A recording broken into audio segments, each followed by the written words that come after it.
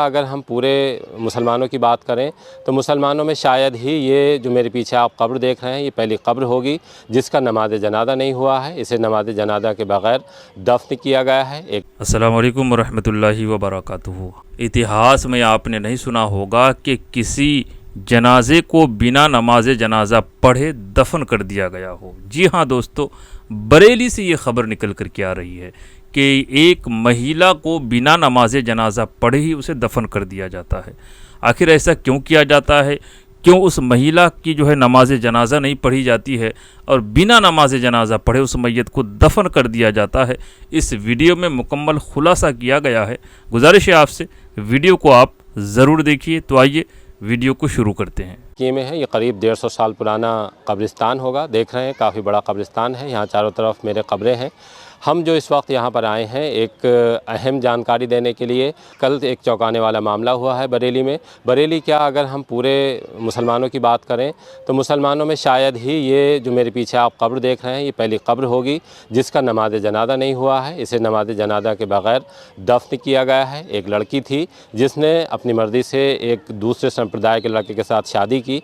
उसके बाद उसकी अचानक मौत हो जाती है। मौत होने के बाद उसके घर वाले उसकी बॉडी को अपने घर ले आते हैं, यानी उसकी बॉडी मायके में आ जाती है। इस मामले को लेकर मोहल्ले के लोगों ने एतराज़ जताया क्योंकि ये दूसरे संप्रदाय के लड़के के साथ चली गई थी। ये लड़की मुस्लिम थी, लेकिन चूँकि दूसरे संप्रदाय के साथ चली गई थी इस वजह से मोहल्ले वालों के एतराज़ के बाद ये मामला तूल पकड़ता गया।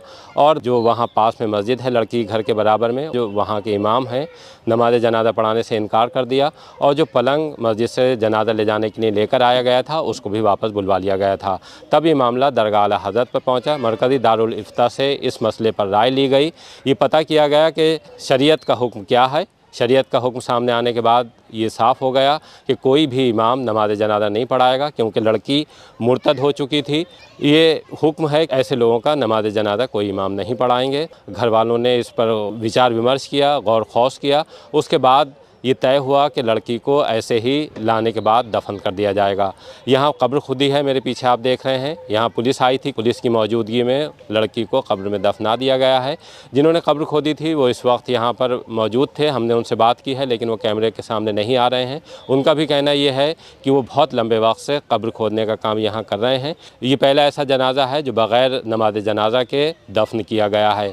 इसके पीछे की जो वजह है उसे लेकर हमने कल भी ये खबर चलाई थी, तब भी सोशल मीडिया पर इसे लेकर तमाम सवाल खड़े किए जा रहे थे।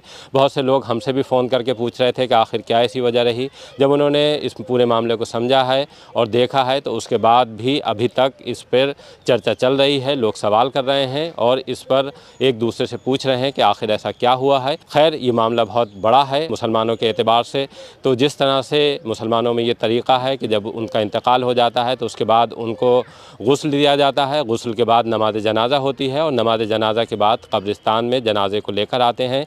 वहाँ कब्र खोदी जाती है और कब्र खोदने के बाद जनाजे को उसमें दफन कर दिया जाता है। लेकिन ये पहला मामला था, हमारे लिए भी बेचैनी का सबब था। हमसे भी लोग जानना चाहते थे कि एक लड़की का ऐसा इंतकाल हुआ है जिसको लेकर काफ़ी हंगामा खड़ा हुआ है। लोग उसके जनाजे में शामिल नहीं होना चाहते हैं। उसके पीछे की वजह क्या है? तब हमने ये वजह तो साफ़ कर दी थी कि लड़की इस तरह से एक दूसरे संप्रदाय के लड़के के साथ शादी कर चुकी थी। उसकी अचानक मौत होती है और मौत के बाद उसके घर वाले यानी उसके मायके में उसके जनाजे को ले आया जाता है इस वजह से कि उसको दफनाया जाएगा। लेकिन जब विवाद खड़ा हुआ और इस पर तमाम सवाल आए तो उसके बाद ये मामला कानून शरा जानने के लिए मरकज़ी दारुल इफ्ता दरगाह आला हज़रत गया था। हमने वहाँ जो मुफ्तियान कराम हैं उनसे भी बात की तो उनका भी इतना ही कहना है इस मामले में कि हमने जो घर वाले आए थे उनको हुक्म शरा से वाकिफ़ करा दिया है। अब बाकी ये उनका काम है कि उस पर क्या करते हैं। हमारे साथ चश्मदीद भी हैं जिन्होंने कल इस जनाजे को आते हुए देखा है पुलिस की मौजूदगी में और फिर इस लड़की को इस कब्र में दफन होते हुए देखा है। हम उनसे जानते हैं कि कल किस तरह से यहाँ पर जनाजा आया है और उन्होंने क्या देखा था। मेरा नाम फरमान खान है जी फरमान भाई, यहाँ आपका गोदाम है क्या है? जी, मेरा यहाँ सामने ही कब्रिस्तान के तंबाकू का गोदाम है और वहीं मैं बैठा हुआ था जिस टाइम ये करीब 5 बजे के टाइम लमसम ही जनाजा आया, 4 से 5 बजे के टाइम। तो उसमें एक तो पब्लिक की संख्या बहुत कम थी। फिर पता चला कि ये ऐसे लोग होंगे? कम से कम 10 से 12 लोग। अच्छा, उसको घर के लोग। जी घर घर के लोग थे, उसके अलावा गुरुद्वारा संघ में पुलिस थी। ऐसा पहला जनाजा था जिसमें आपने देखा कि अक्सर देखते होंगे जनाजे, लेकिन उसमें भीड़ बहुत कम थी। जी इसी अभी तो माथा ठनका कि इतनी पब्लिक कम क्यों है, पुलिस क्यों है, तो पता चला कि किसने किसी दूसरी संप्रदाय के लड़के से शादी करी। इस चक्कर में कोई मोहल्ले वाला इनके साथ नहीं है और ना ही इनकी नमाज जनाजा हुई है। बहुत कम लोगों की संख्या में आके जनाजा यहाँ दफन हुआ। अच्छा, आपकी कितनी उम्र होगी? मेरी उम्र करीब 38 साल है। आज तक मैंने तो नहीं सुना, क्योंकि मुझे यहाँ पे बैठे हुए भी 15 सालें हो गई हैं लगभग इस एरिया में आए हुए। कोरोना तक के जनाजों में नमाज जनाजा होने के बाद दफन हुए। ये पहला ऐसा जनाजा है जो बिना नमाज जनाजा के दफन हुआ है। तो पुलिस आई थी, तो पुलिस में कौन कौन ज़्यादा फोर्स थी क्या? नहीं, 2 दरोगा थे, एक लेडीज सिपाही थी। अच्छा, उनसे कोई बातचीत हुई थी? उनसे बातचीत हुई तो उन्होंने ये बताया कि थाने में कुछ लोग पहुंचे, फिर उसका विरोध कर रहे थे दफन करने का, ये वो कि दूसरे संप्रदाय का मामला। इस चक्कर में हमें इंस्पेक्टर साहब ने भेजा है कि आप जाके वहाँ पे जनाजा दफन कराएं और वहाँ के आसपास के लोग विरोध नहीं करते। हम इस वक्त रिदाल सिद्दीकी साहब के साथ हैं, जिन्होंने अब तक न जाने कितने लोगों को गुस्ल दिया होगा और तदफीन में शामिल रहे हैं। जो लावारिस जनाजे होते हैं उनकी तदफीन भी आप ही करते हैं, और एक बड़ा नाम है इस बेल्ट का कि जिन्होंने अब तक बहुत से जो सुपुर्द खाक हैं उनमें हिस्सा लिया है और लोगों को इंतकाल के बाद घरों से कब्रिस्तान तक पहुंचाया है। हम उनसे जानते हैं कि उन्होंने अपनी ज़िंदगी में कभी कोई इस तरह का वाक़या सुना है कि बग़ैर नमाज जनाजा किसी को कब्र में दफनाया गया हो। मेरी ज़िंदगी में इतनी मैयतें आई हैं और हर तरह की मैयतें दफन करी हैं, एक से ज़्यादा दर्दनाक केस आए हैं, लेकिन जो ये कल वाक़या हुआ है कि इस तरह का कभी कोई केस नहीं आया। और ये बहुत ही अच्छा हुआ कि किसी ने ना तो नमाज जनाजा पढ़ाई और ना ही इसको जगह दी, ताकि इस तरह से बच्चियों को थोड़ी हिदायत तो मिले कि हमने जो गलत करा उसका अंजाम गलत है, दुनिया भी गलत है और आखिरत भी गलत है।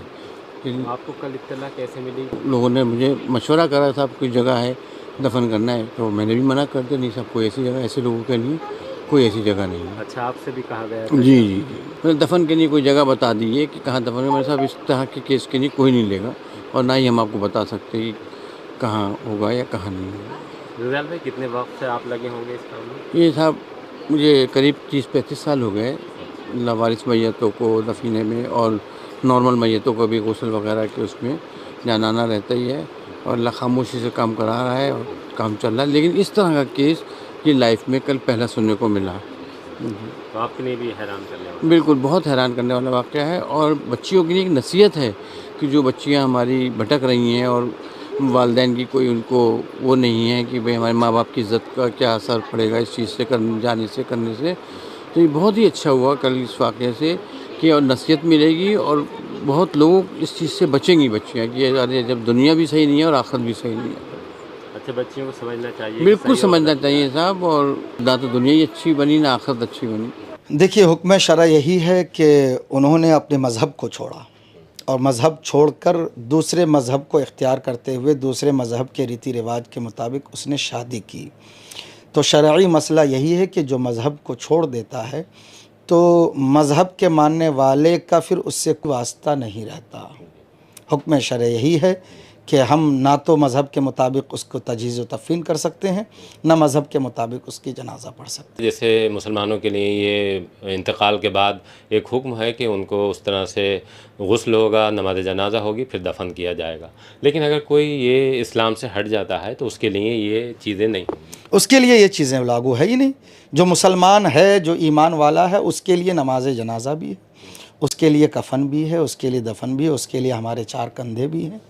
जो हमारा मज़हब हुक्म देता है उस मज़हब के मुताबिक बड़ी इज़्ज़त के साथ ईमान वालों को हम कब्रिस्तान पहुंचाकर उन्हें दफन किया करते हैं। उनके लिए भी हुक्म है कि जो दूसरे लोग हैं वो इस तरह का अगर उन्हें पता लगता है तो वहाँ जाने से गुरेज करें। हाँ बिल्कुल बिल्कुल, क्योंकि ईमान के साथ ख़ास है ये। अब जहाँ ईमान नहीं है तो ना तो उसकी हम जनाजा पढ़ सकते हैं, ना जनाजा पढ़ा सकते हैं, ना उसके कफन दफन में शामिल हो सकते हैं। देखिए, वो मसला था कि जो हम पर भी आया था और तमाम शहर में गश्त कर रहा था कि आखिर एक लड़की को बग़ैर नमाज जनाजा के क्यों दफन किया गया। हमने अभी शहर इमाम मुफ्ती खुर्शीद आलम साहब से बात की है। उन्होंने शरीयत का हुक्म साफ़ कर दिया है कि ऐसे लोगों के लिए क्या हुक्म था, उसी हुक्म का पालन किया गया होगा। इसी वजह